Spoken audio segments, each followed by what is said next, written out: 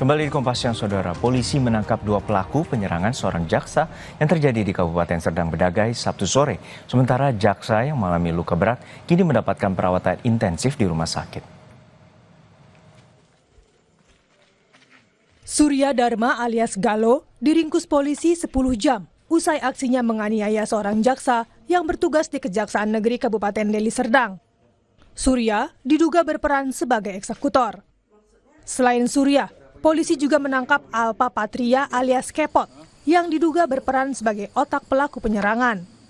Keduanya diduga melakukan penganiayaan berat terhadap korban John Wesley Sinaga, seorang jaksa fungsional dan pegawai kantor Kejaksaan Aksensio Huta Barat. Penganiayaan terjadi saat kedua korban tengah menunggu hasil panen di ladang sawit miliknya di Desa Perbahingan, Kecamatan Kotarih, Kabupaten Serdang Bedagai. Salah seorang saksi mata mengaku melihat 2 orang mengendarai sepeda motor dengan lengan terdapat bercak darah. Tak lama, terdengar suara korban berteriak minta tolong. Kami kan nunggu buah sawit di situ, nggak bawa wewen itu kan. Tiba-tiba kan situ ada vario 2 naik ke atas.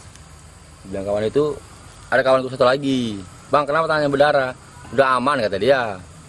Rupanya nggak lama, dibawa teriak, nggak tolong. Mau wewen dibacok katanya gitu. Coba kejar ya kan. Gue bilang, kau yang ngejar, aku yang ke bawah nolong abang itu, gue bilang.